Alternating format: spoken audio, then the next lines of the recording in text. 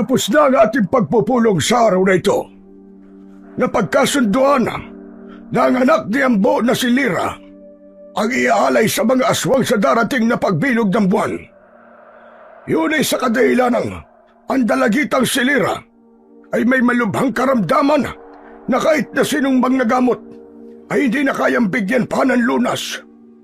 Magpasalamat tayo sa pamilya ni Lira dahil ito ay may pagpayag nila. Ganon din kay Lira dahil siya ang mismong nakaisip na ialay ang kanyang sarili. Sa ngayon ay maaari na kayong makabalik sa inyong mga bahay. Pagpalain nawa tayo ni Bathala. Matapos yung sabihin ng pinuno ng tribong kinabibilangan ng batang si Sambal, ay magkakasabay ng umalis ang mga tao sa harapan ng bahay ng pinuno nilang si Apong Dumagit. Si Apong Dumagit ay isang matandang lalaki na maliit at may payat na pangangatawan, ngunit napakalakas pa rin ito. Hindi nakagalaw si Sambal sa kanyang kinatatayuan. Nakatingin lang siya kay Apong Dumagit habang may namumuong luha sa gilid ng kanyang mga mata. Hindi na niya napigilan ang kanyang sarili at lumapit na siya kay Apong Dumagit. Paumanhin po, Apong Dumagit. Sa pakikipag-usap ko po sa inyo nang hindi nagpapaalam. Pero, Apong Dumagit, sigurado po bang si Lira na po ang iaalay natin sa mga aswang? Oo, Sambal. Yan ay napagkasunduan na ng mga matatanda at ilang may katungkulan dito sa ating tribo. Mismong mga magulang na din ni Lira ang nagsabi na bukal sa kanilang kalooban ang pag-aalay kay Lira. Marahil ay hindi na nila kayang makitang nahihirapan pa ang kanilang anak. Ikinalulungkot ko kung ang iyong pinsan na si Lira ang susunod na alay sa mga aswang. Isipin mo na lang na bago siya mawala, ay nailigtas niya ng 1 taon ang ating tribo mula sa mga aswang. Pero, Apong Dumagit, hindi po ba maaaring ihinto na ang ganitong tradisyon? Hindi po ba pwedeng ipakita natin sa mga aswang na kaya natin silang labanan? Sambal, bata ka pa. Hindi mo pa naiintindihan na ang pakikipaglaban sa mga aswang ay isang pagpapatiwakal. Ang ating tribo ay walang kakayahan na labanan sila dahil sila ay higit na malakas at mabangis kumpara sa atin. Paano niyo po nasabi yan, Apong Dumagit? Bakit po? Sinubukan niyo na po bang labanan ng mga aswang? Hindi pa naman po, di ba? Bumakas ang gulat sa muka ng pinunong si Apong Dumagit. Tila hindi ito makapaniwala na kayang magsalita ng isang batang kagaya ni Sambal ng ganoon. Marami po tayong mga kalalakihan dito sa ating baryo na sa tingin ko po ay kailangan lang po ng pagsasanay para matuto pong makipaglaban. Sayang po ang mga sandata nila kung gagamitin lang po sa paghuli ng mga hayop sa kagubatan. Bakit hindi po nila gamitin yun sa pakikipaglaban sa mga aswang? Hindi po ba? Naputol ang pagsasalita ni Sambal nang may humawak sa balikat niya mula sa kanyang likuran. Paglingon niya ay naroon ang lola dayang niya. Ang matandang babae na lamang ang kasama niya sa buhay. Ulila na siya sa mga magulang dahil noong 5 taong gulang siya ay isa ang nanay at tatay niya sa mga namatay noong may kumalat na misteryoso at nakamamatay na sakit sa kanilang baryo. Paumanhin po sa mga sinabi ng aking apo na si Sambal, Apong Dumagit. Hindi po niya alam ang kanyang mga sinasabi dahil siya ay bata pa lamang. Huwag niyo sana siyang parusahan, o kung parurusahan niyo man siya sa pagiging tampalasan niya, ay ako na lamang po ang inyong parusahan. Nakikiusap po ako sa inyo. Huwag kang mag-alala, Dayang. Wala akong balak na parusahan si Sambal. Sanay na ako sa kanya, sapagkat ganyan din ang kanyang ama. Hindi ba? Noong buhay pa ang tatay ni Sambal, ay nais din niyang lumaban tayo sa mga aswang. Dahil yun po ang dapat na matagal na po nating ginawa. Sambal, hindi kumbuka ang bibig mo. Hindi ka dapat kanya magsalita kay Apong Dumagit. Sambal, sana ay maintindihan mo na hindi natin kayang labanan ng mga aswang. Mas marami man tayong mga tao kaysa sa kanila, ay kakaiba ang lakas nila kumpara sa atin. Mas makabubuti na isang buhay lang ang mawala kada taon, kaysa naman maraming buhay ang mawala kung sakaling simulan natin ang pakikipaglaban sa kanila. Sigurado ko na kapag lumaki ka na, ay maiintindihan mo ang aking sinasabi. Sige na, Dayang. Makakauwi na kayo ni Sambal. Maraming salamat po, Apong Dumagit. Ako na po bahalang magdisiplina sa aking apo. Sambal, tara na. Umuwi na tayo at marami pa tayong gagawin. Walang imik na sumama si Sambal sa kanyang lola Dayang pabalik sa kanilang kubo. Habang naglalakad ay hindi na niya napigilan ang pagtulo ng luha niya dahil ang pinsan niyang si Lira ang susunod na iaalay sa mga aswang. Nakamulatan na ni Sambal ang tradisyon na yun sa kanilang tribo. Ayon sa lola niya, isang pugad ng aswang ang nasa gitna ng kagubatan. Ang mga aswang na yon ay nakipagkasundo na sa kanilang baryo. Upang hindi sumalakay ang mga ito, ay kailangan mag-alay sila ng isang buhay sa huling pagbilog ng buwan kada taon. Sambal, Apo, alam kong masakit para sa iyo na si Lira ang iaalay natin sa mga aswang ngayong taon. Pero sana ay maunawaan mo na malapit na ring mawala ang iyong pinsan. Malubha ang kanyang karamdaman at wala na yung lunas. Nakausap ko pa po nung isang araw si Ate Lira. Sabi niya po, lalaban po siya at pipilitin niya magpagaling. Tapos, iaalay lang pala siya sa aswang. Sinabi lang yun ni Lira sa'yo para hindi ka malukot, Apo. Sambal, isipin mo na lang na magkakaroon ng magandang kabuluhan ang buhay niya. Isang taon niya tayong maililigtas mula sa mga aswang. Habang buhay na maaalala ang pangalan ni Lira na isa sa mga nagsakripisyo para sa kaligtasan ng mas nakararami. Hindi ko po kaya mawala si Ate Lira, Lola. Sobrang malapit po kami sa isa't isa. Nung malakas pa po siya, palagi niya po akong sinasamahan na mamasyal. Naniniwala po ako, nagagaling pa siya sa karamdaman niya. Pero paano pa po siya gagaling kung magiging alay na po siya sa mga aswang? Marami na ang sumubok na pagalingin si Lira, Apo. Pero lahat sila ay sinabi na hindi nila kayang bigyan ng lunas ang sakit ni Lira. Tanggapin na lang na malapit siyang mapala. Mahirap, pero may mga bagay na kailangan nating bitawan. Isa pa, hindi ka ba naaawa sa pinsan mo? Araw-araw siya dumadaing sa sakit dahil sa kanyang karamdaman.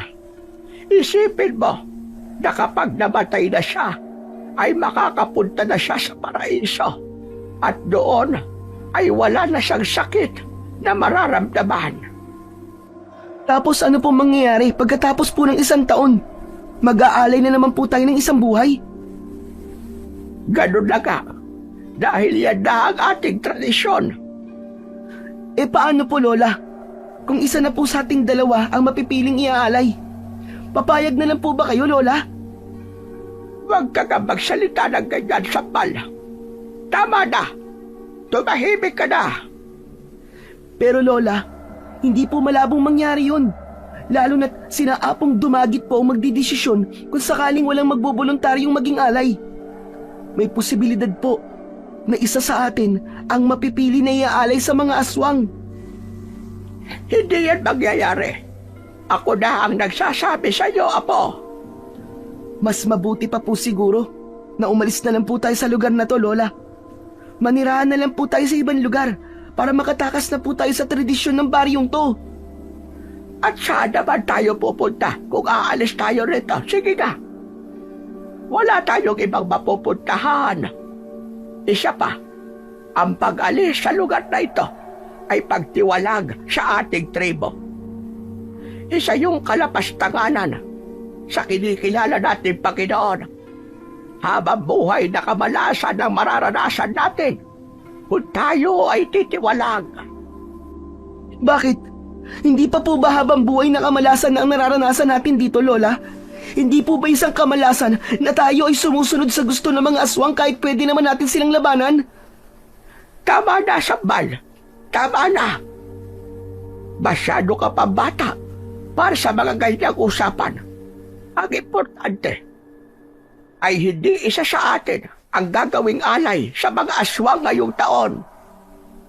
Nang makarating na sina Sambal sa kanilang kubo, ay doon na naputol ang pag-uusap nila ng kanyang lola Dayang. Kinuha na ng lola niya ang mga marurumi nilang damit at umalis ito upang maglaba sa ilog. Habang si Sambal naman ay malungkot na naupo sa hagdan, paakyat sa kanilang maliit na kubo. Labis ang kalungkutan ni Sambal dahil hindi niya inakala na ang malubhang sakit ng pinsan niyang si Lira ang magiging dahilan upang maging alay ito sa mga aswang. Simula noon ay araw-araw nang malungkot si Sambal. Habang papalapit ang gabi ng pag-aalay, ay mas lumalaki ang takot niya para sa kanyang pinsan. Dahil doon ay madalas na nakatulala si Sambal kahit nasa gitna siya ng kanyang gawain. Kagaya na lang ng umagang yon, inutusan si Sambal ni Lola Dayang na ibilad ang mga karne ng baboy. Pero dahil biglang pumasok sa isip niya ang mangyayari sa kanyang ate Lira, ay bigla siyang napatulala. Nagulat na lang siya nang marinig ang pagsigaw ni Lola Dayang. Sambal! Ano't kanina ka pang nakatulala dyan? Hindi ibibilad ng mga karne ang sarili nila. Kaya ibilad mo na ang mga yan. Kumilos ka na! Pasensya na po, Lola. Bigla ko po kasing naisip si Ate Liri. Sigurado po ako na natatakot siya kasi ilang gabi na lang po ay iaalay na po siya sa mga aswang. Gusto rin ni Lira na siya ang magigalay. Masaya siya sa pagsasakripisyo na kanyang gagawin. Kaya huwag ka nang mag-isip ng kung ano-ano pa. Kahit na po, Lola. Alam ko na kung si Ate Lira po ang masusunod ay gusto pa niyang mabuhay ng mas matagal. Lola, pwede ko po bang dalawin si Ate Lira ngayon? Hindi na tumatanggap ng bisita ang mga magulang ni Lira sa dahilang hindi ko alam. Kaya mas makabubuti na wag mo na siyang dalawin. Igalag-dalag natin ang desisyon ng nanay at tatay niya. Sayang naman po. Akala ko po'y makikita ko po sa Ate Lira bago man lang siya mawala. Saka na ka natin pag-usapan ang bagay na yan. Unahin mo munang ibilad yung mga karne at sayang ang init ng araw. Ipinagpatuloy na ni Sambal ang kanyang ginagawa. Ngunit kahit abala ang kanyang katawan sa pagbibilad ng karne, ay laman ng utak niya ang kahindik-hindik na mangyayari sa kanyang pinsan. Kinagabihan, matapos maghapunan, ay lumabas si Sambal. Naupo siya sa duyan na nakasabit sa isang puno ng mangga na nasa harapan ng kanilang kubo. Payapa at napakatahimik ng gabi. Alam niya na ang kapayapaan na yon ay dahil sa isang buhay na inalay nila nung nakaraang taon. At yun ay magpapatuloy dahil sa pag-aalay ni Lira sa buhay nito sa mga aswang. Napatingin si Sambal sa buwan. Napakaliwanag nun, kahit hindi yun ganap na bilog. Maya-maya ay lumapit si Lola Dayang sa kanya. Nandito ka lang pala, Apo. Akala ko kung saan ka na naman nagpunta. Hindi ka pa ba matutulog? Mamaya na po ako matutulog, Lola Dayang. Hindi pa po ako inaantok eh. O siya, sige. Basta wag kang magtatagal dito, ha? Lola, 2 gabi na lang po pala. Ay gabi na po ng pag-aalay, di ba? Oo. Bakit mo naman naitanong? Ano po kaya kung itakas po natin si Ate Lira? Dalhin po natin siya sa ospital sa bayan. Malay niyo po, mapagaling po siya ng mga doktor doon. Habagin langit. Ano nag-iisip ka ng ganyang bagay? Alam mo ba kung ano mangyayari sa ating baryo kapag wala tayong naialay sa mga aswang? 1 taon silang sasalakay at panigurado na maraming buhay ang mawawala. Bakit ba hindi mo nalang tanggapin ang kapalaran ng pinsan mo? Eh di, kung sumalakay po sila, labanan po natin sila. Kung makapagsabi ka ng labanan ng mga aswang, ay parang nakikipaglaro ka lang. Minsan nang walang naialay ang baryong ito sa mga aswang at hindi naging maganda ang kinalabasan nun. Marami ang namatay dahil halos gabi-gabing sumalakay dito ang mga aswang.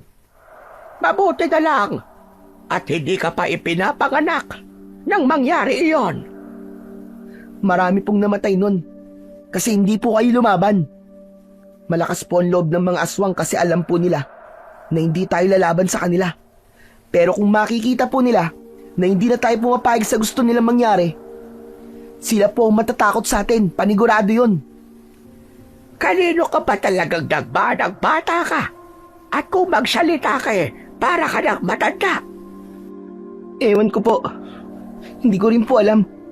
Basta't ang alam ko lang po, mali na wala po tayong ginagawa para tumigil na tayo sa pag-aalay ng isang buhay taon-taon.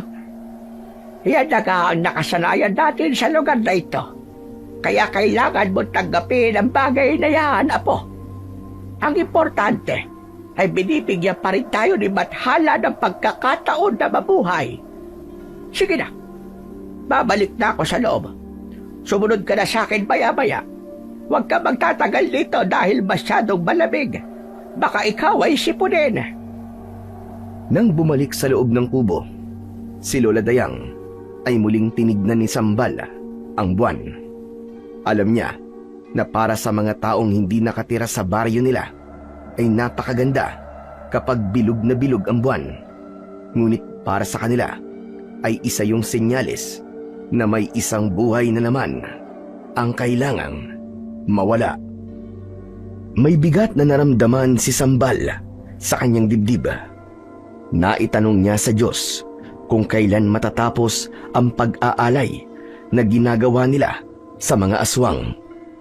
Naisip niya na kung may magagawa lang sana siya para ihinto na yon, ay matagal niya nang ginawa.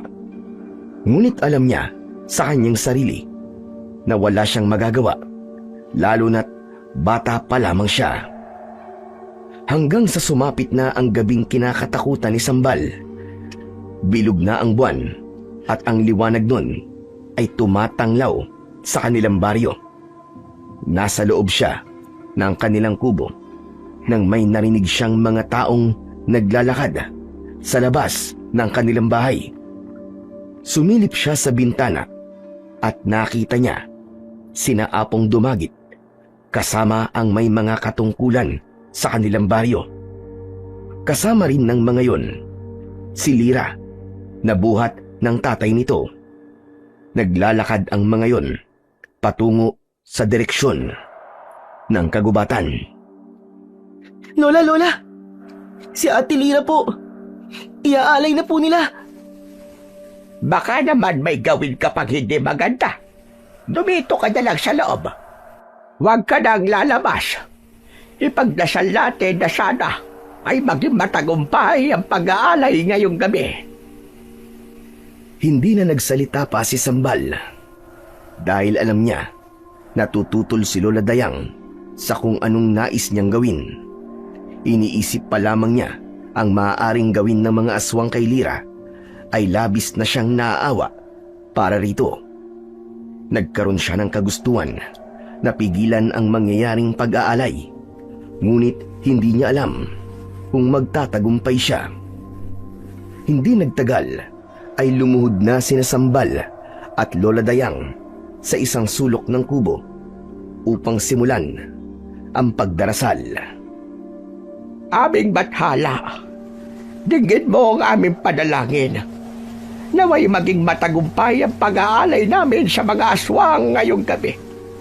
Umaasa kami na kayo ay maghihimala at papahintuin ang taon-taon na pag-aalay namin ng buhay para sa aming kaligtasan. Aming bathala, mahabag ka nawa sa amin. Sa isip ni Sambal ay iba ang kanyang ipinagdadasal. Hinihiling niya na sana ay bigyan siya ng lakas ng loob ni Bathala upang iligtas si Lira sa gabing yon. Lola, sandali lang po ah. Gagamit lang po ako ng palikuran. Talagang ngayon mo pa naisipan ang bagay na yan. Alam mo namang nasa gitna tayo ng pagdarasal. Diyan ka lang at magdasal ka. Pero hindi ko na po talaga kayang tiisin eh. Sige po kayo, baka mamaya eh. Dito pa po ako magkalat. Babaho po rito at mahihirapan po kayo maglinis. Sa nauna ka, bata ka. Ay, sige na, sige na. Bilisan mo at bumalik ka na kagad dito. Tumayo si Sambal mula sa pagkakaluhod. Lumabas siya at nagtungo sa likod ng kubo kung saan naroon ang palikuran. Pero hindi siya pumasok sa palikuran. Bagkus ay dumaan siya sa kasukalan na nasa likod ng kubo at tinahak niya ang daan papunta sa kagubatan kung saan mangyayari ang pag-aalay. Patawarin niyo po ako, Lola. Pero hindi ko po kayang hayaan na ialay si Ate Lira sa mga aswang. Mabilis na tumakbo si Sambal. Sapat na ang liwanag na nagmumula sa buwan para makita niya ang kanyang dinadaanan. Isinantabi muna niya ang takot dahil hindi yun makakatulong sa kung anong nais niyang gawin sa gabing yon. Hindi nagtagal ay nakarating na si Sambal sa loob ng malawak na kagubatan. Mula sa hindi kalayuan ay nakita niya ang mga taong may dalang sulo na may sinding apoy. Sinundan niya ang mga yon. Maya-maya pa ay huminto ang mga tao sa harapan ng isang matanda at malaking puno ng balete. Nagtago naman si Sambal sa likod ng isang puno habang pinapanood niya ang mga mangyayari. Nasa unahan si Apong Dumagit. Ibinaba si Lira ng tatay nito sa lupa. Sa labis na panghihina ni Lira ay hindi na yun gumagalaw. Nagsimulang umiyak ang tatay ni Lira. Huwag kang mag-alala, Ate Lira. Ililigtas kita. Tinatawag ko ang hari ng mga aswang na si Gubatan. Narito na kami upang ihandog sa iyo ang isang buhay. Kunin mo ang aming alay para sa iyo. Nakaramdam ng kakaibang kilabot si Sambal. Narinig niya sa malayo ang magkakasabay na yabag ng mga paa. Hanggang sa isa-isang lumitaw sa harapan ni Apong Dumagit ang mga aswang. Lahat ay naglalaway at nanlilisik ang mga mata. May matutulis na mga kuko ang mga aswang. Kulay itim ang balat at ang mga ngipin ay parang malalaking talim ng lagari.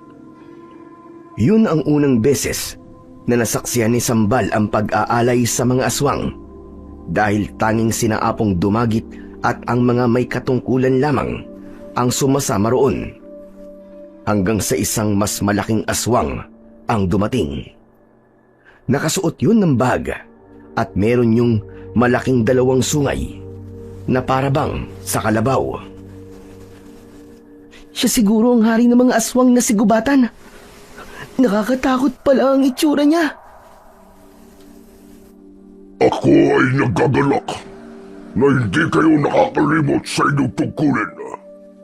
Nasaan na ang inyong alay? Ang dalagitang yan, ang aming alay gubatan. Kunin mo na siya. At sana ay tumupad pa rin kayo sa ating kasunduan. Huwag kang mag-alala, Dumagit. May isa akong salita. Dahil sa inyong alay ngayong kabilugan ng buwan, ay 1 taon namin kayong hinding sasalakayin. Asahan ninyo na walang kahit isang aswang ang kukuha ng buhay sa inyong baryo. Hindi pwede to. Hindi ko pwedeng hayaan na ialay nila si Ate Lira. Kailangan kumilos na ako. Sa kabila ng takot na nararamdaman ni Sambal, ay lumabas siya sa kanyang pinagtataguan. Mabilis siyang tumakbo, papunta kina Apong Dumagit. Nang akmang kukunin na ni Gubatan si Lira, ay iniharang niya ang kanyang sarili. Ibinuka niya ang mga braso at kamay niya. Diretso niyang tinignan si Gubatan sa malaki at namumula nitong mga mata. Sambal! Anong ginagawa mo rito? Hindi ba't mahigpit kong ipinagbabawal na sumama kahit na sino sa gabi ng pag-aalay, maliban sa mga may katungkulan? Pasensya na po kayo. Pero hindi ko po talaga kayang hayaan na ialay niyo po si Ate Lira. At sino naman ang batang ito? Ano't may lakas ka ng loob na gambalain ang gabi ng pag-aalay? Haring Gubatan! Ako po si Sambal. Pinsan ko po ang iaalay sa inyo ngayong gabi. Pasensya na po sa pagputol ko sa gabi ng pag-aalay. Pero makikiusap po ako sa inyo. Huwag niyo pong tanggapin ang aking pinsan. Mahalaga po siya sa akin. At hindi ko po kaya na mawala siya. Kahanga-hanga ka, bata. Napakalakas ng iyong loob. Pero sa tingin mo ba, ay pagbibigyan ko ang iyong pakiusap? Umalis ka dyan, dahil kung hindi, ikaw ang aking kukunin.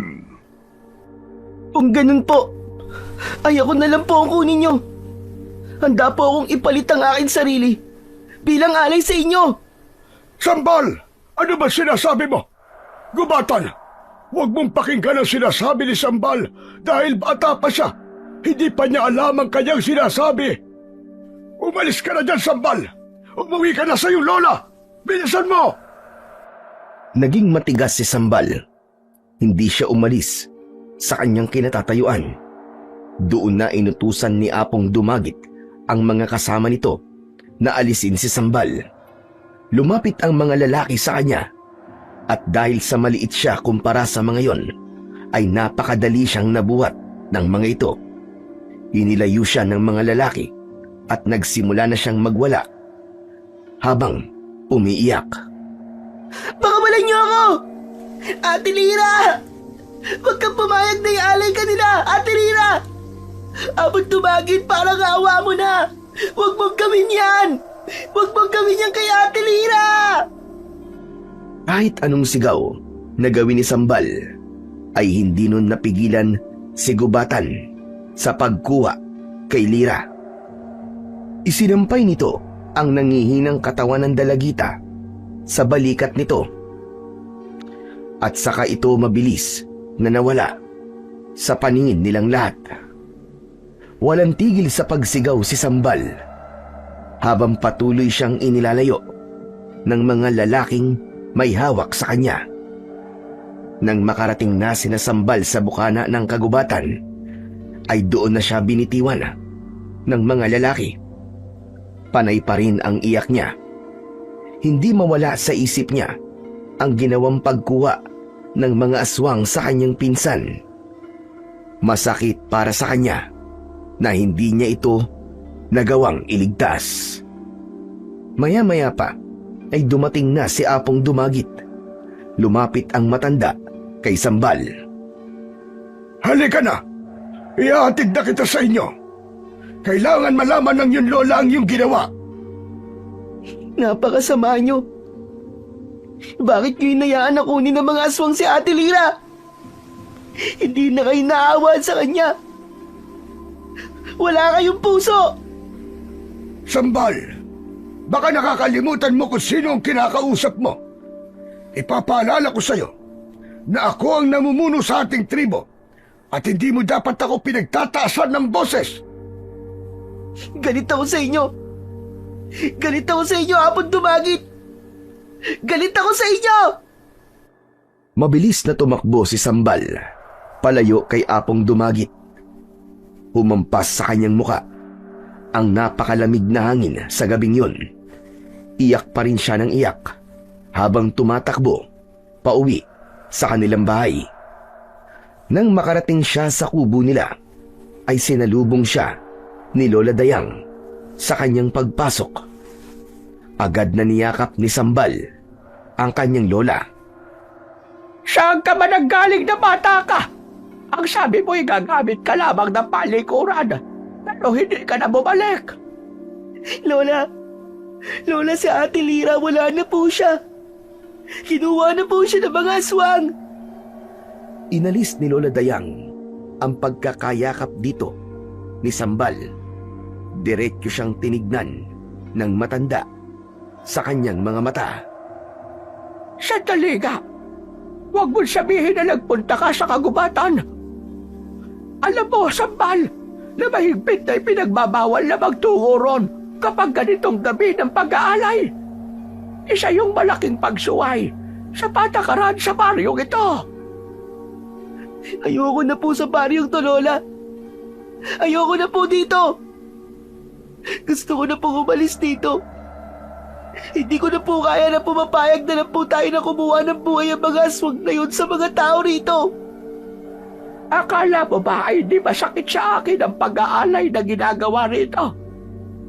Masakit din para sa akin na kailangan nating magbuwis ng isang buhay para sa kapakanan ng mas nakararami.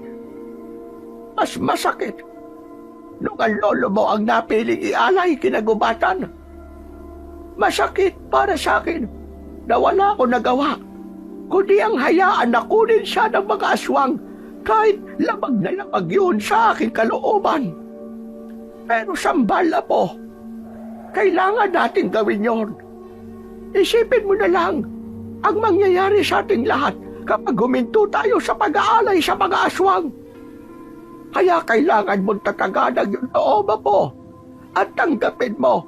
Wala na tayong magagawa sa sitwasyon natin ngayon. Naramdaman ni Sambal ang labis na sakit na lumukob kay Lola Dayang habang sinasabi nito ang mga salitang yun. Dahil doon ay naisip niya na baka nga tama ang lola niya. Baka nga wala na silang magagawa para baguhin ang kapalaran ng kanilang baryo. Kinabukasan ng umaga, nagising si Sambal na namamaga ang kanyang mga mata dahil sa magdamag na pag-iyak. Nang dumulog siya sa pagkainan, ay nakatulala siya. Naghain na ng pagkain si Lola Dayang. Nilagang kamoting kahoy at kape ang kanilang almusal. Kumain ka na. Kumusta ka na pala, Apo? Hindi pa rin po ako makapaniwala na wala na po si Ate Lira. Hindi ko na po maririnig yung pagtawa niya kahit nanghihina na siya. Wala na po akong makakausap tungkol sa mga pangarap ko. Ang isipin mo na lang ay nasa mas magandang lugar na ngayon ang espiritu ng iyong Ate Lira. Yun ay isa na siyang bayani para sa ating lahat dahil isinakripisyo niya ang kanyang buhay para sa atin. Siguro, kung malakas lang po ako, napigilan ko po ang pag-aalay kagabi. Baka hanggang ngayon, ay buhay pa po si Ate Lira. Kung napigilan mo ang pag-aalay, Sambal, malamang 1 taon tayong mabubuhay sa takot dahil sa pagsalakay ng mga aswang. Nang sandaling yon, ay natigilan si Sambal Nang narinig nila ang pagtawag ni Apong Dumagit sa labas, makahulugang tumingin si Lola Dayang kay Sambal bago ito tumayo at lumabas ng kubo. Hindi nagtagal ay bumalik ang lola niya at kasama na nito si Apong Dumagit. Naupo ang dalawa na parehas na nasa harapan ni Sambal. Napayuko si Sambal. Hindi niya magawang tignan ng diretso si Apong Dumagit dahil alam niya ang dahilan kung bakit ito nagpunta sa bahay nila. Saluhan mo muna kami sa aming almusal, Apong Dumagit. Maraming salamat. Pero kumain na ako bago magtungo rito. Siguro naman ay naikwento na sa'yo ni Sambal ang kasalanang nagawa niya kagabi. Nabanggit niya sa akin na nagpunta siya sa gabi ng pag-aalay. Alam ko na ang nagawa ni Sambal ay isang malaking paglabag sa ating patakaran. Pero sana ay intindihin niyo na lamang ang aking apo. Pinsan niya si Lira at malapit siya rito. Masakit para sa kanya ang pag-aalay kay Lira sa mga aswang. Patawarin niyo na siya, Apong Dumagit. Kung sakali na siya ay mapaparusahan, ay ako na lamang ang aako ng parusa na ipapataw niyo sa kanya. Dayang, kung palagi mong aakuin ang kaparusahan sa kasalanan ng iyong apo, ay hindi siya matututo at hindi siya magkakaroon ng takot sa mga alituntunin dito sa ating baryo. Ngunit sa aking palagay, ay hindi sinabi sa iyo ni Sambal ang buong pangyayari kagabi. Tama ba ako? Sambal, anong ibig sabihin ni Apong Dumagit? Ano pang mga ginawa mo sa gabi ng pag-aalay? Hindi na umangat ang ulo ni Sambal mula sa pagkakayuko. Sigurado siya na kapag nalaman ng lola niya ang buong pangyayari, ay labis itong magagalit sa kanya. Bakit hindi ka makapagsalita? Sagutin mo ang tanong ko. Ano pang mga ginawa mo kagabi? Sa palagay ko, ay hindi kayang magkwento ni Sambal sa iyo. Kaya mas makabubuting ako na ang magsabi sa iyo, Dayang. Apong Dumagit, pakiusap. Huwag niyo na po sabihin kay Lola. Hindi maaaring hindi malaman ng iyong lola. Kailangan niya yung malaman upang magabayan kanya ng tama. Sabihin mo na sa akin ang ginawa ni Sambal kagabi, Apong Dumagit. Sinubukan ni Sambal na pigilan ng pagkuha ni Gubatan kay Lira. At hindi lang yun ang kanyang ginawa, kundi sinabi rin niya kay Gubatan na imbis na si Lira ang kuning alay, ay siya na lang ang kunin ni Gubatan. Mabuti na lang at hindi pumayag si Gubatan, dahil kung nagkataon, wala na ang iyong apo ngayon, Dayang. Totoo ba mga sinabi ni Apong Dumagit, Sambal? Sinubukan mong ialay ang iyong sarili kay Gubatan? Sumagot ka! Opo. Yun lang po kasi ang paraan na naisip ko para mailigtas po si Ate Lira. Mapagin langit, ano ba talagang tumatakbo sa utak mong bata ka? Aatakihin ako sa puso sa'yo na dahil sa mga ginagawa mo. Kaya magpasalamat kayo dahil si Lira pa rin ang kinuha ni Gubatan. Dayang, alam mo naman na malaking pagsuway sa patakaran natin ang ginawa ni Sambal. At yun ay may kaukalang parusa. Maging ang mga may katungkulan ay hindi makapaniwala sa ginawa ni Sambal. At lahat sila ay nais na maparusahan ang iyong apo. Naiintindihan ko. Sa tingin ko sa pagkakataon na to, ay hindi ko na dapat akuin ang pagpaparusang gagawin niyo kay Sambal. Nararapat na siya ay disiplinahin ng gusto para maisip niya na lahat ng pagsuway na gagawin niya ay may katapat na parusa. Habang bata pa siya, ay dapat na putulin na kagad ang kanyang sungay. Bakit po, Lola? Para po ba sa inyo ay masama ang aking ginawa? Kaya nasabi niyo po na dapat pong putulin ang aking sungay. Masama po ba na gusto kong iligtas si Ate Lira? Bata ka pa gang. Hindi mo pa naiintindihan ng lahat. Lalo na ang sitwasyon ng baryo natin.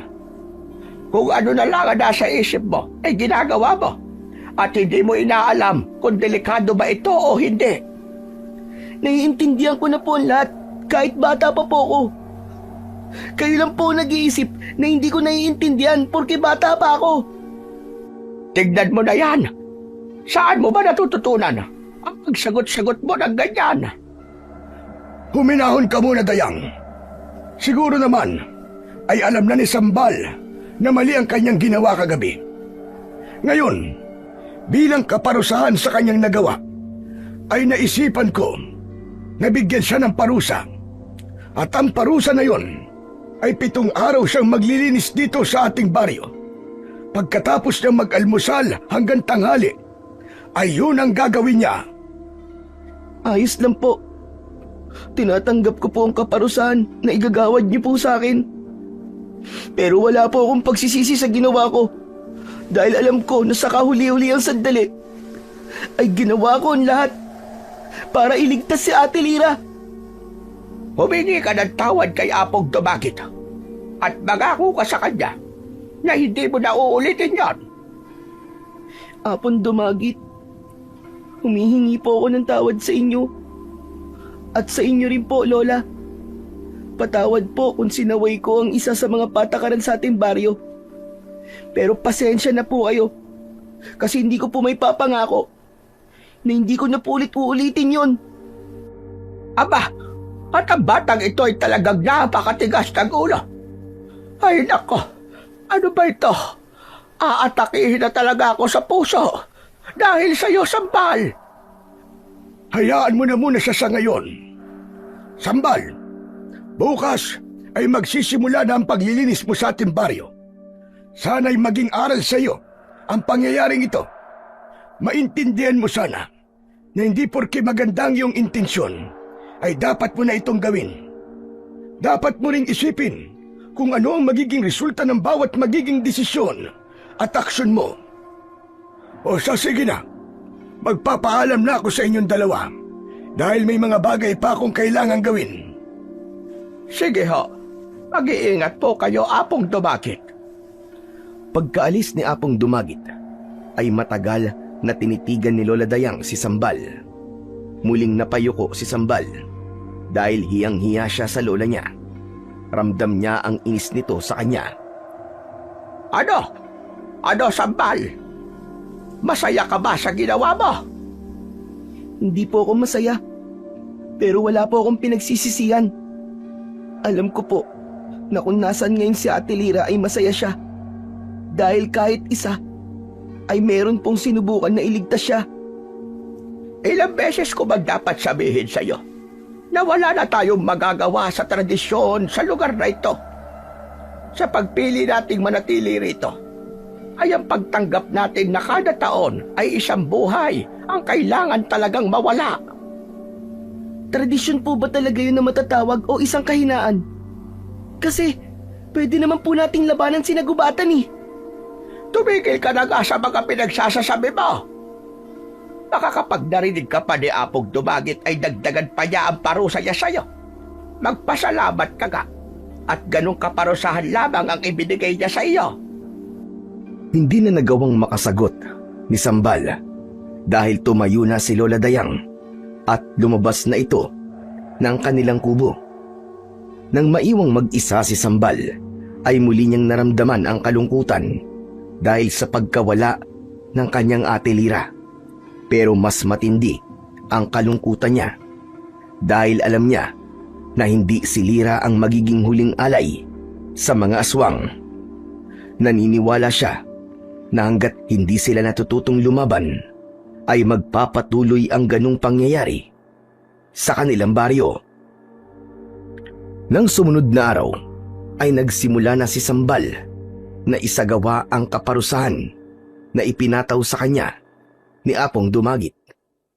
Matapos niyang mag-almusal, ay umalis na siya ng kanilang bahay, dala ang walis at isang sako. Nagsimula siyang magwalis sa bukana ng kanilang baryo. Pinulot niya ang mga kalat at basura at iniligay niya yon sa dala niyang sako.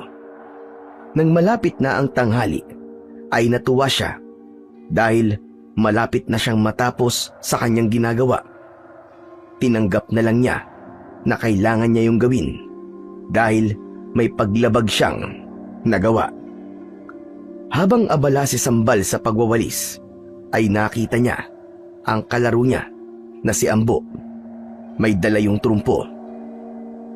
Aba, napakasipag mo naman at pati rito ay nagwawalis ka. Ano ba nakain mo at ginagawa mo yan?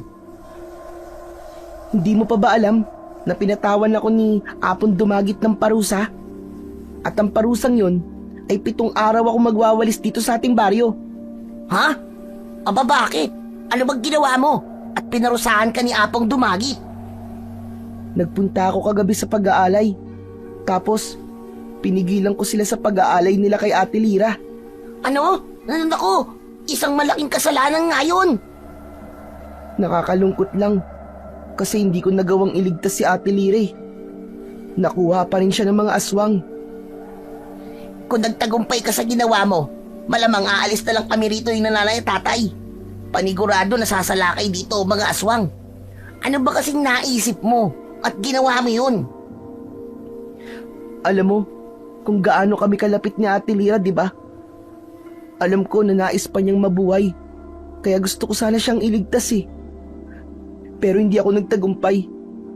Sa bagay, ano bang magagawa ng isang batang kagaya ko? Wala ka nga talagang magagawa. At ang mga batang kagaya natin ay dapat naglalaro lang. Hayaan mo na ang mga matatanda sa ganyang mga problema, Sambal. Bakit kasi hindi makipaglaban sina Apong Dumagit kinagubatan eh? Kung dati pa nila yung ginawa, malamang matagal na tayong nakalaya sa ilalim ng mga aswang na yun.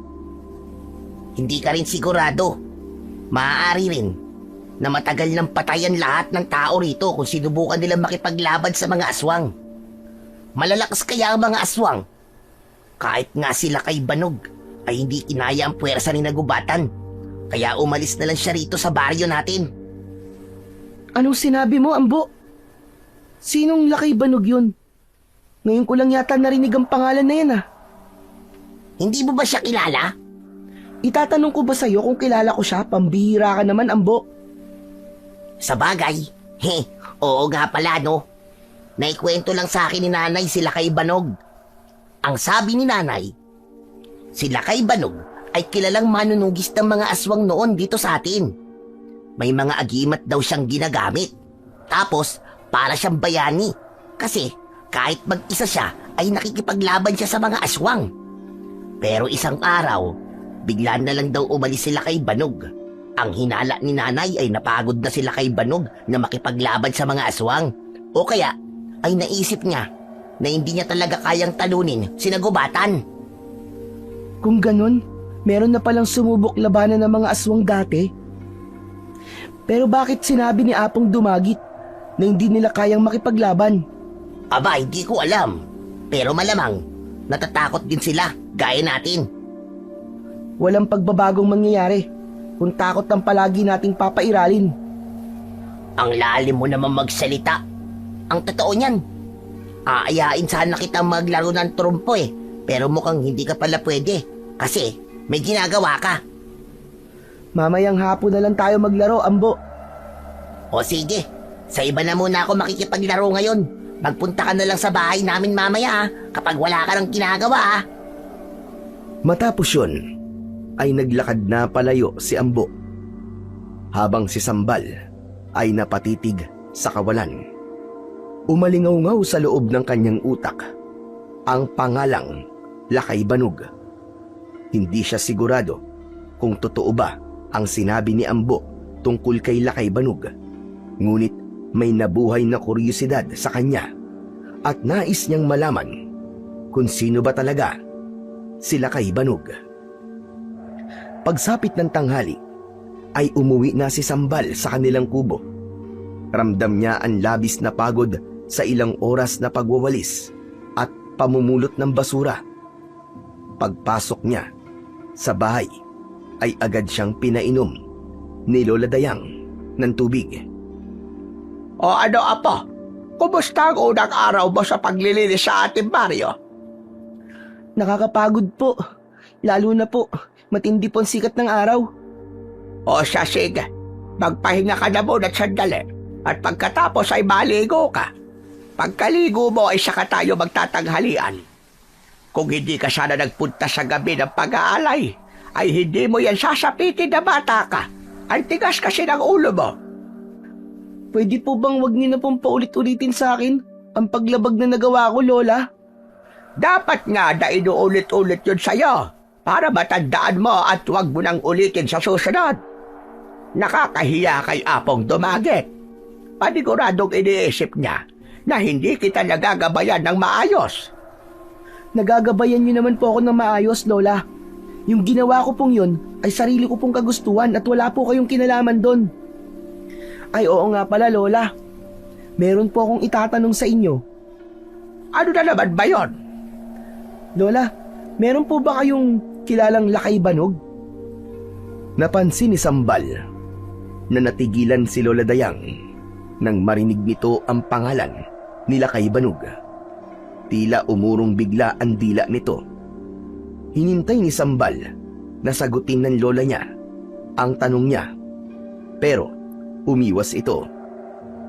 Maligo ka na. Sige na, para makakain na tayo. Pero hindi niyo pa po sinasagot ng tanong ko, Lola eh.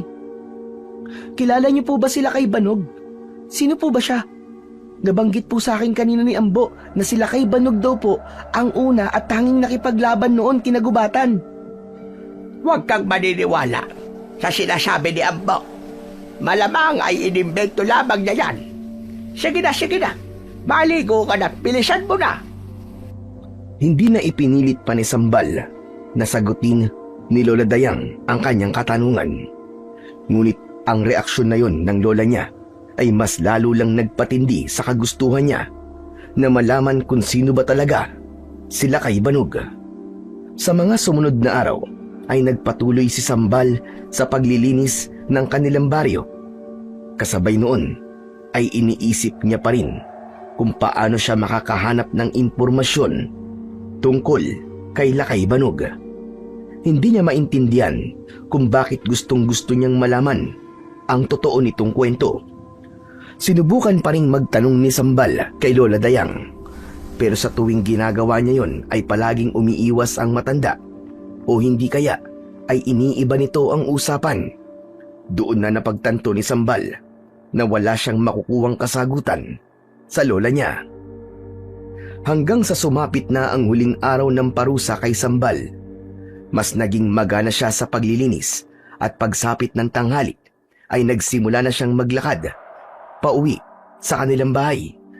Sa kanyang paglalakad ay nakasalubong niya si Apong Dumagit. Lumapit ito sa kanya kaya napahinto siya. Magandang tanghali po, Apong Dumagit. Magandang tanghali rin naman sa iyo, Sambal.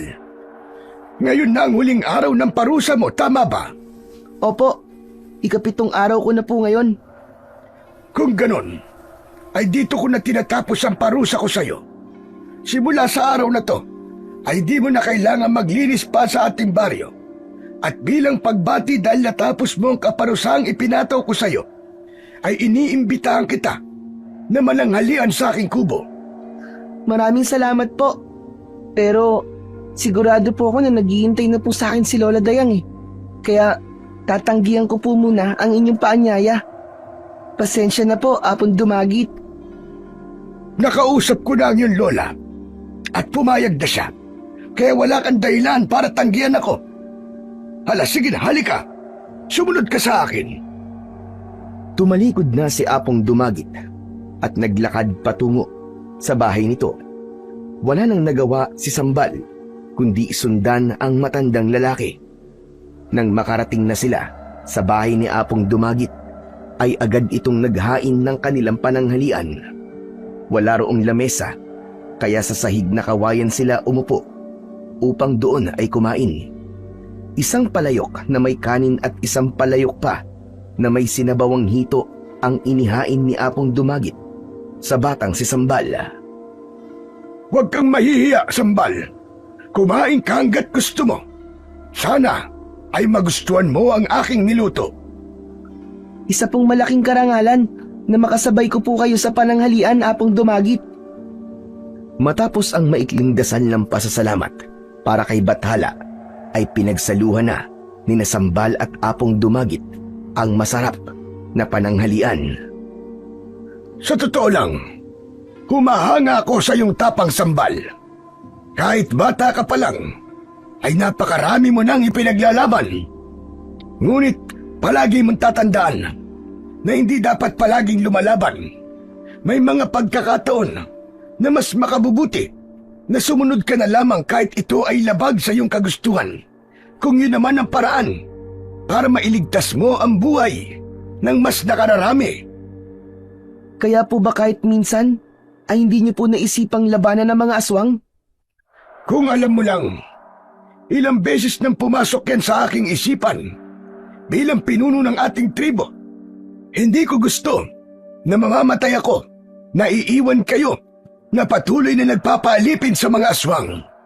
Pero sa ngayon ay wala pa tayong magagawa dahil wala pa tayong laban kay Gubatan. Pero ano po bang nararamdaman niyo sa tuwing may inaalay kayo kay Gubatan? Alam ko po na maraming beses niyo na yung ginawa, kaya nais ko pong malaman kung ano po ang tumatakbo sa isip niyo tuwing gabi po ng pag-aalay. Masakit para sa akin ang bawat gabi ng pag-aalay. Masakit sa akin na isang buhay ng taga rito sa atin ang kailangan mawala, lalo na't noong naging pinuno niyo ako, ay sumumpa ako na gagawin ko ang lahat para kayo ay aking protektahan. Hindi ko nga lamang ipinapakita na ako'y nasasaktan dahil ang gusto ko ay makita niyo akong matatag. Natahimik si Sambal sa mga nalaman niya kay Apong Dumagit, at sa pananahimik niya ay bigla niyang naalala ang tungkol kay Lakay Banog at nagkaroon siya ng kagustuhan na magtanong kay Apong Dumagit. Nagkaroon siya ng pag-aalinlangan nung una dahil baka gaya ni Lola Dayang ay wala rin siyang makuwang sagot dito. Pero naisip niya na wala namang mawawala sa kanya kung susubukan niyang magtanong kay Apong Dumagit. Apong, hindi po ba matagal na po kayo nakatira rito sa ating baryo? Abay, oo naman. Dito ako ipinanganak at hanggang ngayon ay nandito pa rin ako. Malamang sa lugar na rin ito ako babawian ng buhay.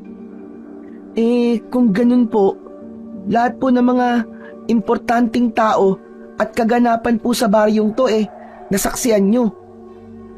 Apong Dumagit, kailan po ba nagsimulang sakupin ni Nagubatan ng ating baryo? Abay, napakatagal ng panahon.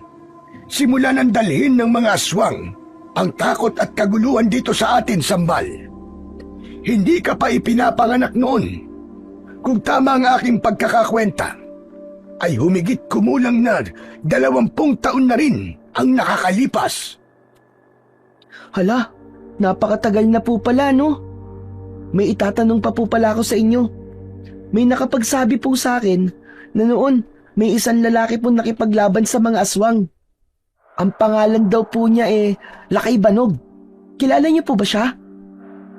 Natigilan sa pagkain si Apong Dumagit, at makalipas ang ilang sandali ay ngumiti ito. Hindi ko na matandaan kung kailan ko huling narinig ang pangalan na yan. Pero Apong Dumagit, kilala niyo po ba siya? Hindi ko maaaring makalimutan si Lakay Banog. Siya ang tanging nagkaroon ng lakas ng loob na labanan ng mga aswang noon.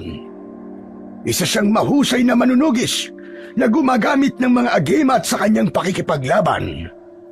Yun nga lang, wala na siya rito. Bakit po siya umalis? Napagod na po ba siyang makipaglaban? Sa totoo lang, ayoko na sanang balikan ang bahaging yan ng aking nakaraan, Sambal. Pero dahil napag-uusapan na natin, ay magkikwento na ako sa iyo. Ako ang dahilan kung bakit pinili nila kay Banog na lisanin ang baryong ito. Ha? Bakit po? Ano po bang ginawa niyo para umalis po siya rito? Oo, totoong mahusay makipaglaban sa mga aswang sila kay Banog. Ngunit nakita ko na kahit na anong laban ang gawin niya, ay hindi siya mananalo kay Gubatan. Kaya nang makipagkasundo sa akin si Gubatan na kung mag-aalay tayo ng isang buhay sa kanya tuwing huling kabilugan ng buwan sa isang taon, ay hindi na sila sasalakay. Pumayag ako dahil inisip ko ang kapakanan ng mas nakararami. Hindi yun nagustuhan nila kay Banog. Nagalit siya sa akin, kaya mas pinili niya ang umalis na lang at mamuhay na lamang sa ibang lugar. Ibig po palang sabihin, hindi siya natakot o napagod na makipaglaban po sa mga aswang. Hindi, Sambal. Wala sa bokabularyo niya ang salitang takot. Kaya nga kapag nakikita kita, ay naaalala ko sila kay Banog. Parehas kayo na matapang. Kung ano ka ngayon, ay ganyan din siya nang siya ay bata pa. Kung sa bagay, hindi na ako magtataka. Dahil kadugo mo nga pala sila kay Banog. Po, teka, ano pong sinabi niyo? Kadugo ko po, sila kay Banog? Hindi mo ba alam? Hindi ba nasabi sa'yo ng lola mo? Sila kay Banog ay ang panganay na anak ng iyong Lola Dayang. Sa madaling salita, ay tiyo mo sila kay Banog. Wala pong sinasabi sa akin si Lola tungkol po kay Lakay Banog. Kapag po kasi tinatanong ko siya tungkol kay Lakay Banog, hindi po siya sumasagot o kaya minsan, iniiba niya po ang aming usapan. Ngayong alam mo na, ay alam mo na siguro kung kanino ka nagmana. Biglang natahimik si Sambal nang nalaman niya na kadugo niya pala sila kay Banog. Hindi niya akalain na may isa pala sa pamilya niya ang matapang na nakipaglaban noon sa mga aswang. Dahil doon ay nagkaroon siya ng kagustuhan na makita at makilala ang tiyo niya na sila kay Banog. Nais niya itong kumbinsihin na bumalik sa kanilang baryo upang muling makipaglaban sa mga aswang. Matapos kumain ay umuwi na si Sambal sa kanilang bahay.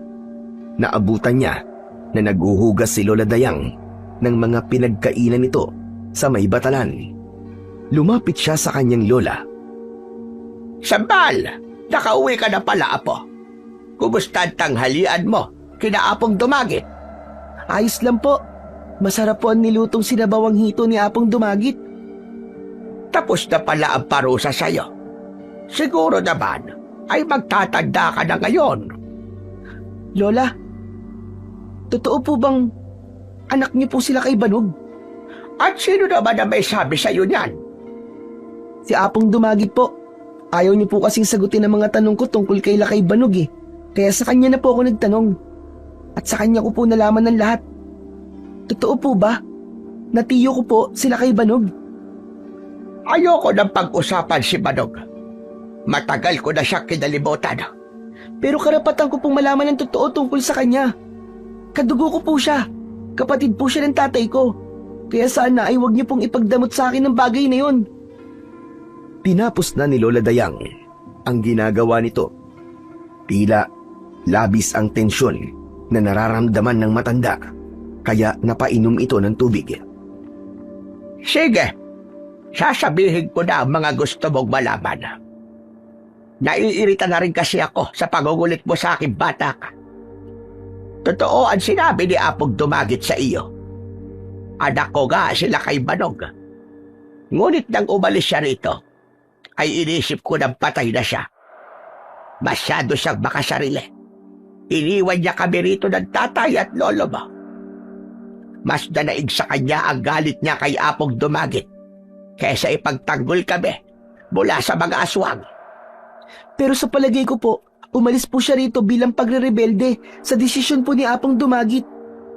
Ayaw po nila kay Banog sa pakikipagkasundo ni Apong Dumagit sa mga aswang. Tama lang ang desisyon na yon ni Apong Dumagit. Kahit na anong pakikipaglaban pa ni Banog kinagubatan, ay hindi niya ito natatalo. Nag-aalala lamang si Apong Dumagit sa kanya na baka dumating ang araw na mapatay na siya ng mga aswang. Pero nasa na po ngayon sila kay Banog? Saan na po siya naninirahan ngayon? Ang huli kong balita ay nagtungo siya sa baryo ng Sulangan. Doon na siya nakatira. Hindi po ba? Hindi naman po ganun kalayo ang baryo ng Sulangan mula rito sa atin. Bakit hindi niyo po siya puntahan? Bakit hindi niyo po ayusin ang gusot sa pagitan po niyong dalawa? Ako ang ina, kaya bakit ako magmamakaawa sa kanya? Siya ang anak. Siya ang pumiling umalis. Kaya kung meron man dapat gumawa ng paraan para kami ay magkaayos, ay si Banog yon at hindi ako. Tila hindi na kinaya pa ni Lola Dayang na magpatuloy pa sa pag-uusap nila ni Sambal tungkol kay Banog. Naluluha itong lumabas ng bahay hanggang sa isang ideya ang pumasok sa isipan ni Sambal. Naisip niya na dahil alam niya na kung nasaan sila kay Banog, ay kailangan niya na itong puntahan at kumbinsihin na bumalik sa kanilang baryo. Ilang araw at gabi na pinag-isipan ng mabuti ni Sambal kung magtutungo ba siya sa baryo Sulangan upang kausapin ang tiyuhin niya na sila kay Banog. Alam niya na labis na magagalit si Lola Dayang sa sandaling gawin niya yon, ngunit naisip niya na mas dapat niyang iprioridad ang kaligtasan ng mas nakararami. Malakas ang kutob niya na tanging sila kay Banog lamang ang makakapagbigay ng tuldok sa impyernong nararanasan ng mga tao sa baryo nila. Kaya isang gabi, habang mahimbing na natutulog si Lola Dayang, ay pasimpleng bumangon si Sambal. Matagumpay siyang nakalabas ng kanilang kubo nang hindi nagigising ang kanyang lola. Ilang baryo lamang ang layo ng baryo Sulangan at alam ni Sambal kung paano ang pagpunta roon. Mag-isa niyang tinahak ang kadiliman at katahimikan ng gabi. Isinantabi niya ang takot dahil alam niya na ang gagawin niya ay isang hakbang upang makalaya na ang baryo nila sa takot sa mga pesteng aswang. Halos mag-uumaga na nang nakarating si Sambal sa baryo ng Sulangan. Agad siyang nagtanong-tanong sa mga taong nakita niya kung saan ba nakatira sila kay Banog. Tila kilala ito sa lugar na yon dahil may nakapagturo kagad sa kanya kung saan naninirahan ang taong hinahanap niya. Dinala si Sambal ng mga paa niya sa nag-iisang kubo na malapit sa ilog. Isang malalim na paghinga ang pinakawalan niya bago siya nagdesisyong kumatok sa pinto ng kubo. Pero hindi pa man lumalapat ang kamay niya sa pinto nang biglang bumukas yun at bumungad ang isang matangkad na lalaki na walang suot pang itaas. Napansin ni Sambal ang napakaraming peklat sa katawan ng lalaki. Hihikab sana ang lalaki, ngunit hindi nito yun na ituloy nang makita nito si Sambal. Bata, sino ka ba? At anong ginagawa mo rito ng ganito kaaga? Teka sandali.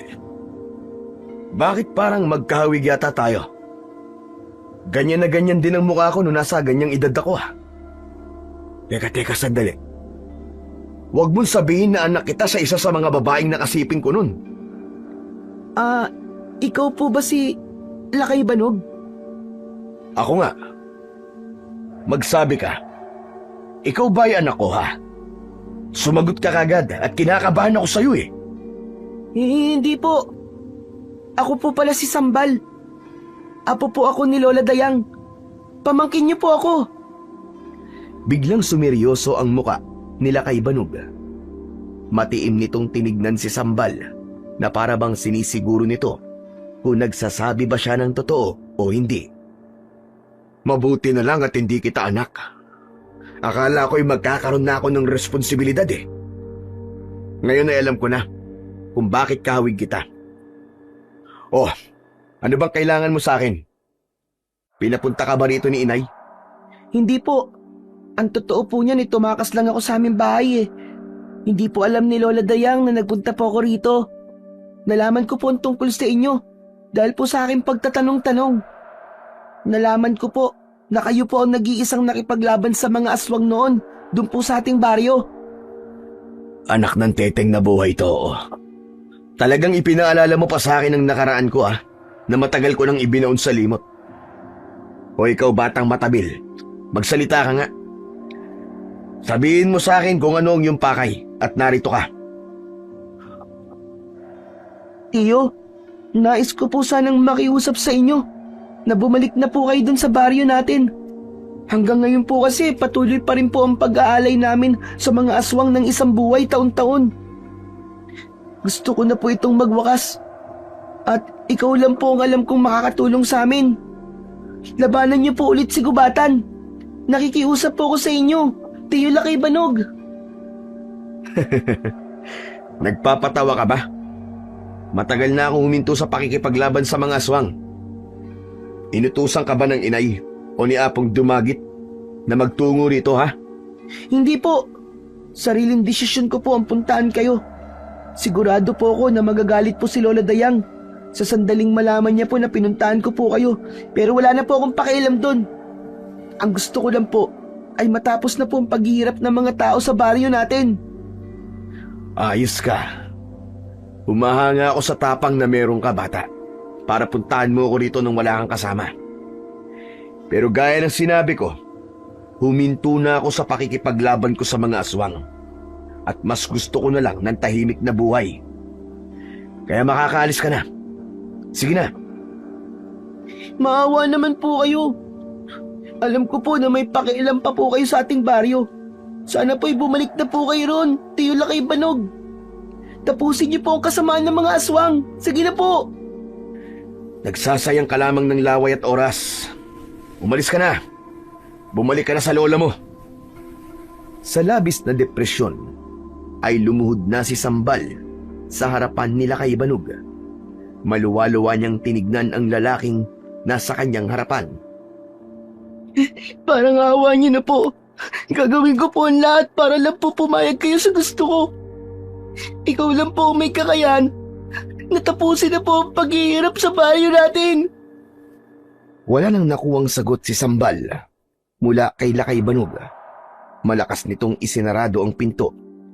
Napatulala siya habang nakaluhod hanggang sa tuluyan ng pumatak ang mga luha niya. Sa kabila ng pagtangging nakuha niya, sinabi niya sa kanyang sarili na hindi siya maaaring sumuko kagad. Hindi siya papayag na mauwi sa wala ang pagpunta niya sa lugar na yon. Nanatili si Sambal sa labas ng kubo nila kay Banog. Hindi pa rin lumalabas ang lalaki at alam niya na dahil alam nito na naroroon pa rin siya, hanggang sa naisip ni Sambal na magtago upang isipin nila kay Banog na umalis na siya. Nakakita siya ng isang makapal na halaman at nagtago siya roon. Matyaga siyang naghintay. Hindi nagtagal ay bumukas ang pinto ng kubo. Sumilip mula roon sila kay Banog. Ay, salamat. At umalis na rin ang batang yon. Magagawa ko na ang mga dapat kong gawin sa araw na to. Tuluyan nang lumabas sila kay Banog sa kubo. Nagtungo ito sa gitna ng ilog at umupo ito sa mababaw na bahagi. Hinubad nito ang suot nitong kwintas na ang hinala ni Sambal ay isang agimat.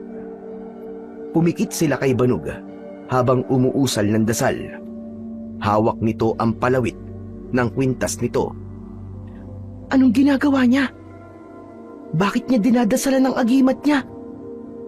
Matapos yung gawin nila kay Banog, ay tumayo ito at nagsimula itong gumalaw na parabang may kinakalaban ito na hindi niya nakikita.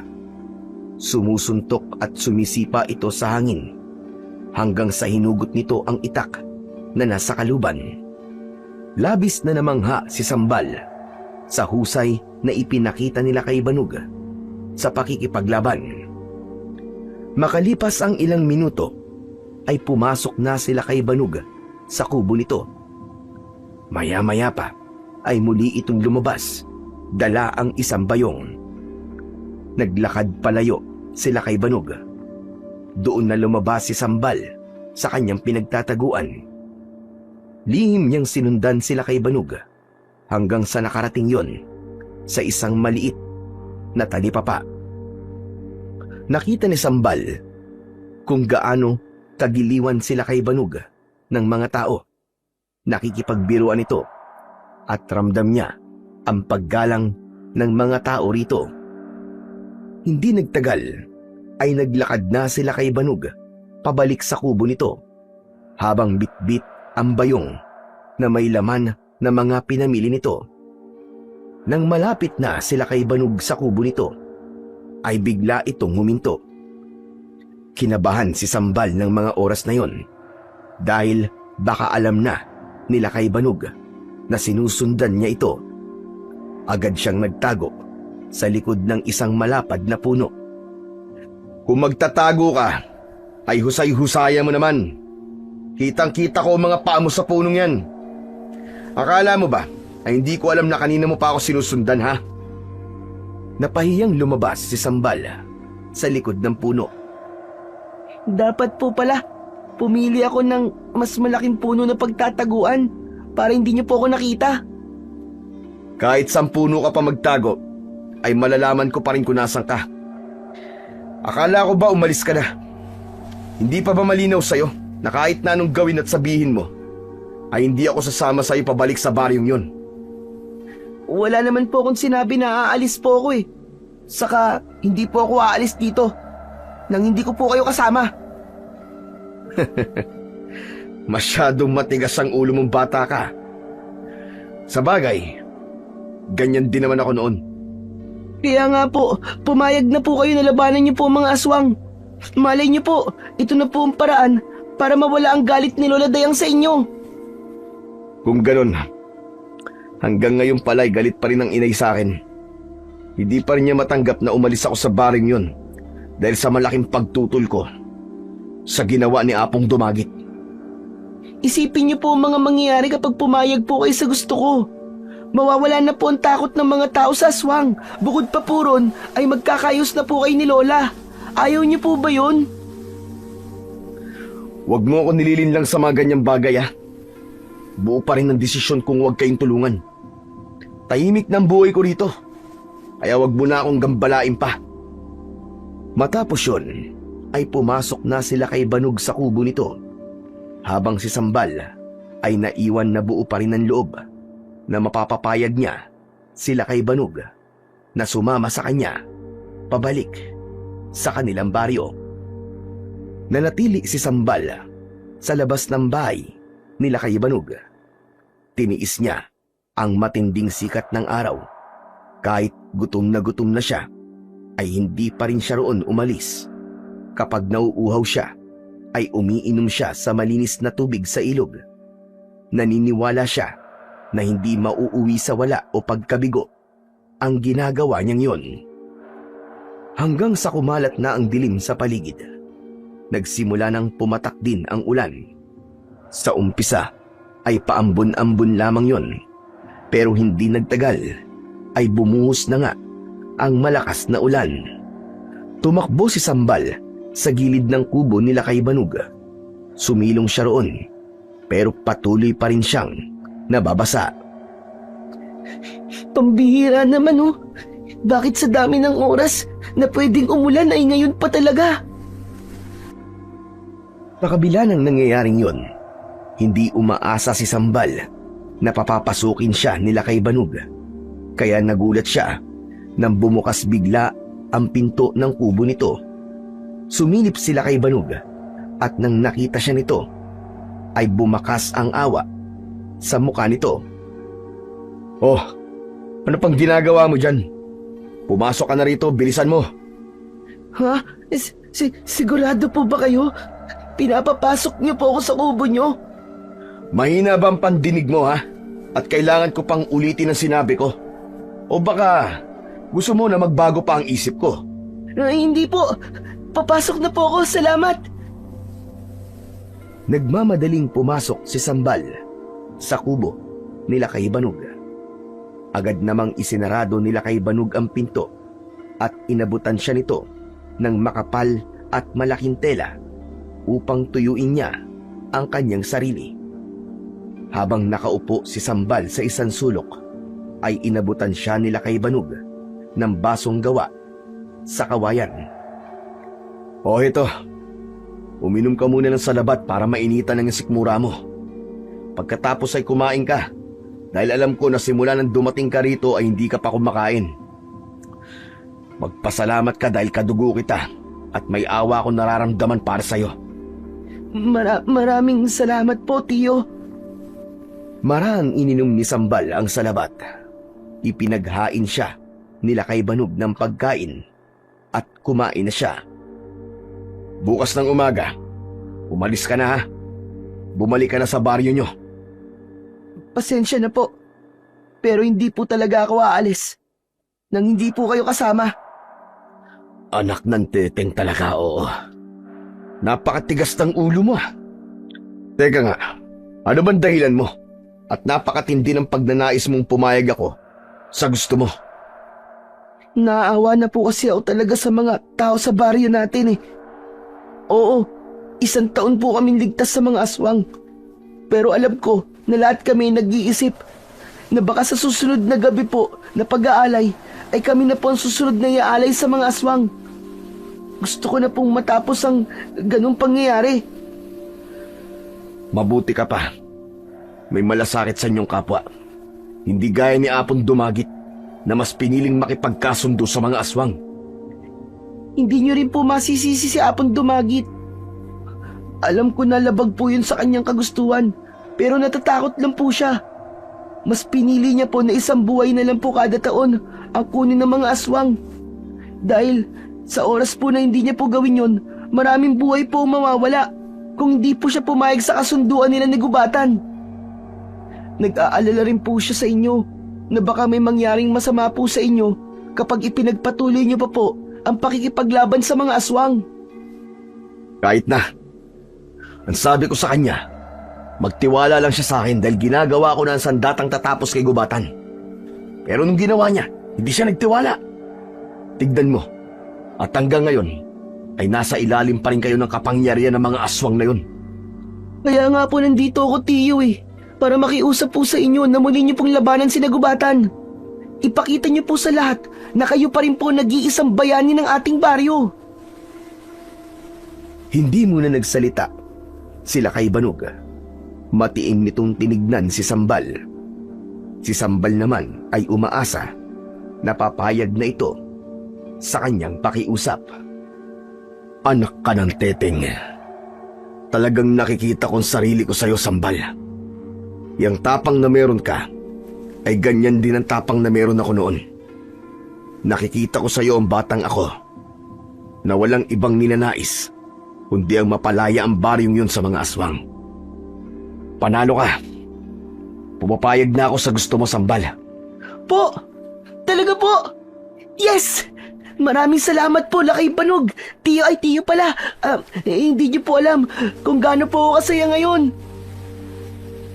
Ngunit, hindi ko basta ibibigay sa iyo ang gusto mong gawin ko. Kailangan mo tong paghirapan. Po? Ano pong ibig niyong sabihin? Sa loob ng 1 araw, simula bukas, ay dadaan ka sa iba't ibang pagsubok. At lahat ng pagsubok na yun, ay kailangan mong mapagtagumpayan.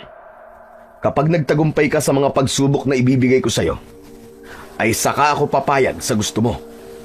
Bakit naman kailangan pa pong may mga pagsubok-pagsubok pa? Hindi po ba pwedeng sumama na lang po kayo sa akin at labanan niyo na po si Gubatan? Mas maganda na pinaghihirapan mo mga gusto mo bago mo tumakuha. Di naman kita pinipilit eh. Kung ayaw mo, maaari ka nang umalis bukas. Hindi po. Ang ibig ko pong sabihin eh, pumapayag na po ako. Wala naman po akong magagawa eh. Handa po akong harapin lahat ng mga pagsubok na ibibigay niyo po sa akin, Tiyo. Kung ang kapalit naman po nun ay ang pagpayag niyo sa gusto ko. Mabuti kung ganun. Pagkatapos mong kumain, ay magpahinga ka na. Maghanda ka dahil sinasabi ko na kagad sa'yo na mahihirapan ka sa mga pagsubok na ibibigay ko sa'yo. Napalunok si Sambal. may kabang bumalot sa kanya dahil hindi siya sigurado kung magtatagumpay ba siya sa mga pagsubok na ibibigay nila kay Banog. Ngunit ganun pa man, alam niya na kailangan niyang lakasan ang kanyang loob upang sumama sila kay Banog sa pagbabalik niya sa kanilang baryo. Handa siyang harapin ang kahit na anong pagsubok para lang matapos na ang pag-aalay nila ng buhay sa mga aswang. Kinabukasan, matapos ang almusal, ay dinala si Sambal ng tiyo niyang sila kay Banog sa bukana ng gubat. Ani Lakay Banog ay doon magsisimula ang ibibigay nitong pagsubok. O ano, Sambal? Handa ka na ba para sa unang pagsubok? Handang-handa na po, tiyo. Kung gano'n, ito ang gagawin mo. Kailangan mong gamitin ang tatag ng iyong katawan. Mula rito, ay tumakbo ka ng diretsyo hanggang sa marating mo ang isang malaking puno ng balete. May makikita kang halaman na namumulaklak sa tabi ng punong yon. At ipitas mo ko ng isang bulaklak mula sa halaman na yon. Pagkatapos, ay saka ka bumalik dito. Gaano po kalayo yung puno ng balete? Hindi mo malalaman kung hindi mo pupuntahan. Ngayon, magsimula ka ng tumakbo. Agad na tumakbo si Sambal matapos ang hudyat nila kay Banog sa kanya. Bawat hakbang niya ay puno ng determinasyon. Makalipas ang ilang minuto, ay nakaramdam na siya ng pagod, ngunit hindi siya huminto. Halos 1 oras na siyang tumatakbo nang natanaw na niya ang puno ng balete. Nakita niya ang halamang namumulaklak at agad siyang kumuha ng isang bulaklak mula roon. Hindi na nagpahinga si Sambal at tumakbo na kagad siya pabalik kay Lakay Banog. Mahigit 1 oras ang ginugol niya sa pagtakbo pabalik. Nang naibigay na niya kay Lakay Banog ang bulaklak, ay halos hindi na siya makahinga ng maayos. Hindi niyo naman po sinabi na sobrang layo pala ng puno na yon. Pambihira naman kayo. Hindi ko sinabi dahil kailangan mo matutunan na sumugal kahit wala kang ideya kung mananalo ka o hindi. Napagtagumpayan mo ang unang pagsubok. Ngayon naman, maghanda ka na sa susunod. May kasunod po kagad. Baka naman po pwedeng magpahinga muna ako, tiyo. Kung sumusuko ka na, wala namang problema. Hindi po. Sige lang po. Sabihin niyo na rin po sa akin ang susunod na pagsubok. Sunod-sunod niyo na po para matapos na po tayo kaagad. Matapos yun, ay dinala si Sambal ng tiyo niyang sila kay Banog sa parte ng ilog kung saan malakas ang agos ng tubig. Umupo si Sambal sa gitna ng rumaragasang tubig. Ang kailangan niyang gawin ay 1 oras siyang nakaupo roon at hindi siya dapat tangayin ng malakas na agos ng tubig. Napagtagumpayan naman yun ni Sambal. Sunod na ginawa ni Sambal ay pinatayo siya sa sanga ng isang mataas na puno gamit lamang ang isang paa. Kailangan niyang magbalanse roon at 1 oras din ang itinagal niya roon. At gaya ng mga naunang pagsubok ay nagtagumpay din ang batang si Sambal. Alam ni Sambal na ang kagustuhan niyang maisama sila kay Banog sa kanilang baryo ang dahilan kung bakit siya nagtatagumpay sa mga pagsubok kahit tila imposible yung magawa ng isang bata na kagaya niya. Nang natapos na ang huling pagsubok, ay halos hindi na maramdaman ni Sambal ang sarili niyang katawan. Nanginginig ang buong katawan niya dahil sa labis na pagod.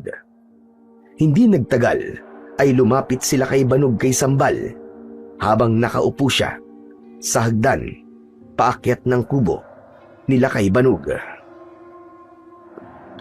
Mahusay ang ipinakita mo, Sambal.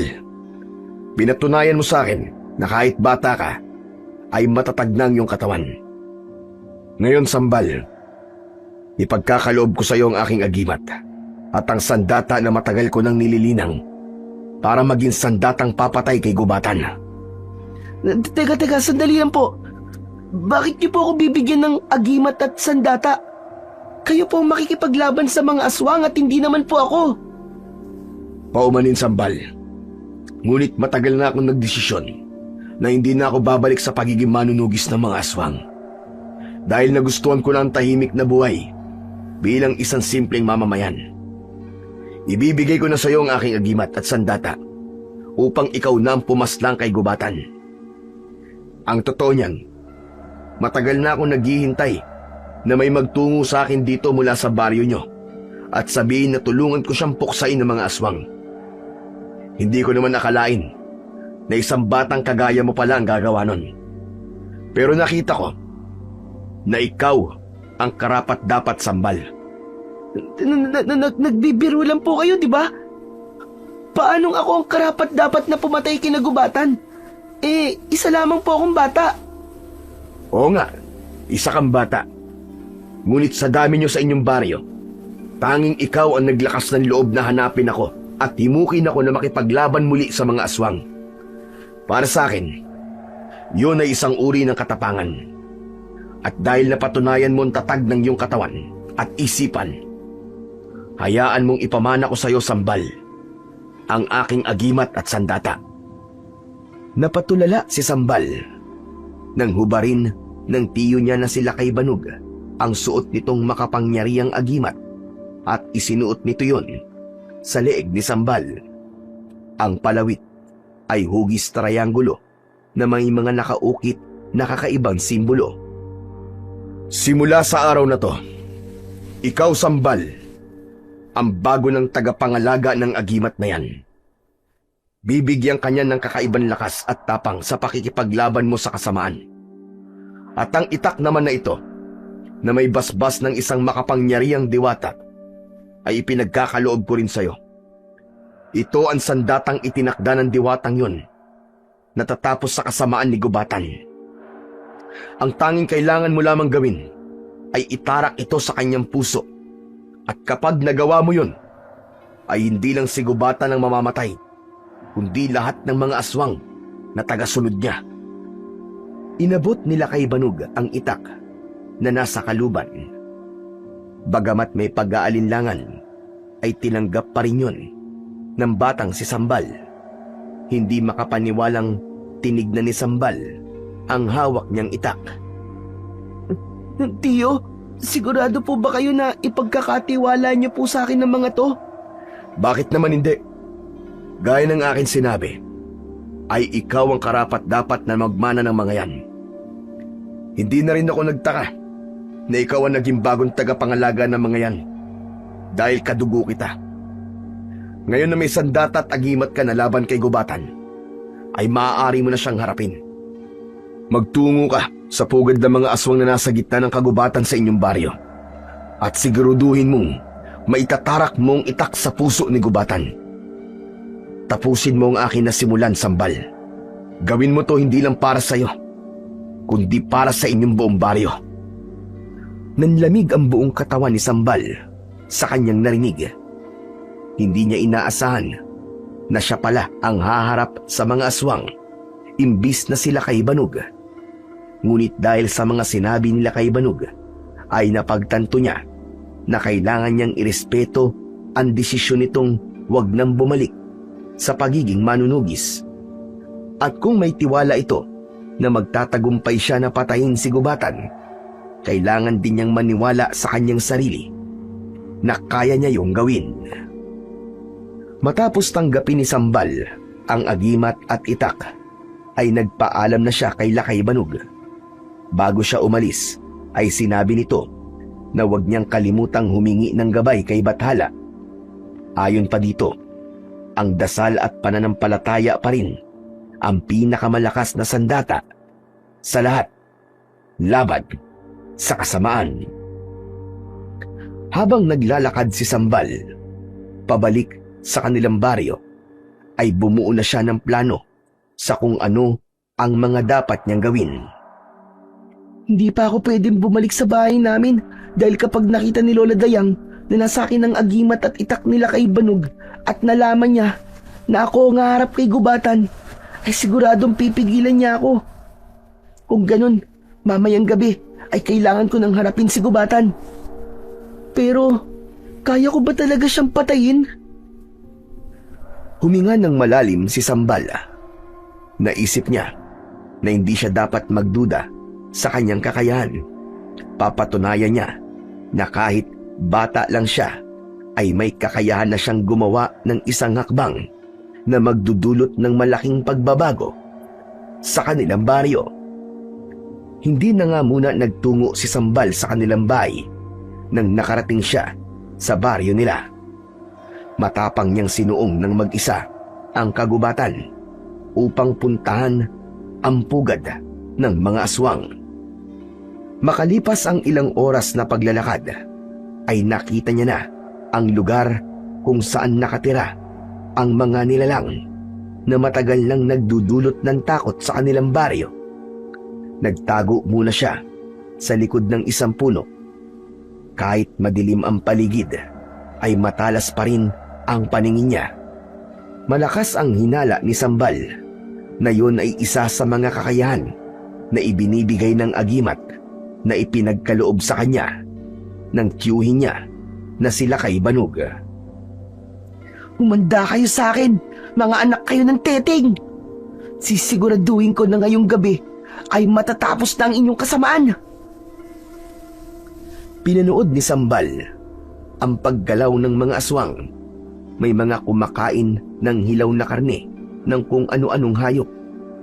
May iba naman na paalis at mukhang aatake kung saang baryo, hanggang sa nakita ni Sambal si Gubatan na pumasok sa isang kubo. Kailangan ko ng kumilos. Hindi na dapat ako magsayang pa ng oras. Mahal na bathala, ikaw na po ang bahala sa akin. Gabayan niyo po ako. Tahimik na lumabas si Sambal sa kanyang pinagtataguan. Umikot siya sa gilid ng pugad ng mga aswang.